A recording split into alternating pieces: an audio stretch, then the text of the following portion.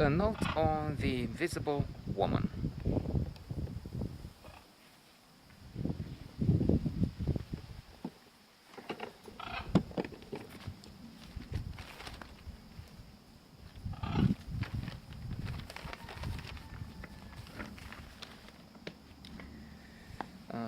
Ralph Fiennes is one of the best actors in the world. One of my favorites, anyway. And this is the first and only film that I know with him as director. So he's both in the lead role, that of Charles Dickens, and he is directing this very good film. I liked it very much.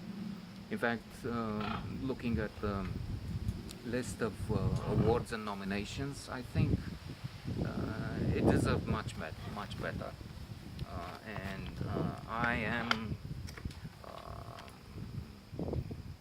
really pleased with the film. I think it's not just entertainment. It is about part of the life of one of the greatest writers, Charles Dickens. Um, in fact, he has great expectations on the list of best 100 novels ever written, as compiled by the Norwegian Book Club. And my feeling is that this is one of the most respected lists, and therefore what you find in there is of real value, works that will stand the proof of time. And it's not just that, of course. David Copperfield, Oliver Twist, A Tale of Two Cities, Bleak House. Dickens was a genius, one of the... Uite-te jos de acolo, mă. Cotolește-te. One of the best writers ever. And what is also important is the fact that he was acclaimed in his lifetime.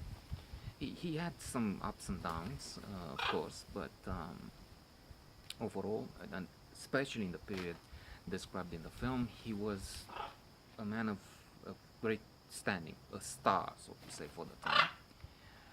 Even if he started with problems, one of the things he said has stayed with me for a long time, and I'm trying as much as I can to abide by this dictum and well, try with the others. I'm not so successful at that, but there it is. Yeah, he said something like, if you have an annual income of £20, which was a lot that day and age. I think it might have been 40,000 pounds a year today. I'm not sure, but an important amount of. Anyway, the idea is another.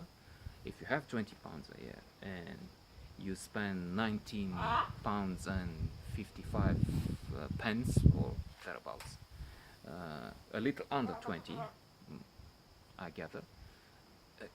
Result is happiness. You're fine, it's okay. If you have that income and you spend £20 and 1 penny or pence, little above, the end result is misery, jail. People who owed money and couldn't pay were sent to jail. If I'm not mistaken, Dickens had a short stint in jail because of accumulated debt. He had a large family.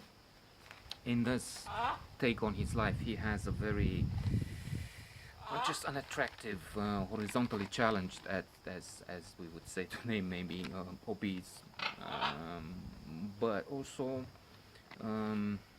uninteresting in intellectual terms, one might say. Even if there is a scene in which she talks with her rival, so to say, Nellie. This is the Invisible Woman, actually, in the title. And she seems to make a lot of sense. Plus, she has a truth to tell that makes her EQ, which is more important than the IQ, really important. Well, you have to be careful. He's in love with his work and with his audience much more than with anything or anybody else. Something like that. Termina. So, as I said, we have Ralph Fiennes. He's marvelous as Charles Dickens. Felicity Jones is a wonderful actor. I've seen her before, and I appreciate her performance there and here. She's Nellie. She's the Invisible Woman. Christine Scott Thomas is Frances Tiernan, her mother, and this is a period in the late period in Dickens's life where he falls in love with this much younger woman. As they say, gives her anything she can want because he was a celebrated author and he had the means.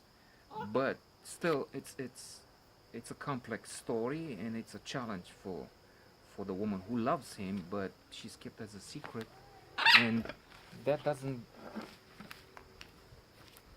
contribute to her well-being. And in fact, there are moments when she seems really miserable for this fact, the fact that she is hidden away in France, for instance, at one moment. And when there's a train accident, is this woman with you, Mr. Dickens? Is the question, and he says, no, the young woman needs assistance. So he wasn't fair there at all. None, not at all.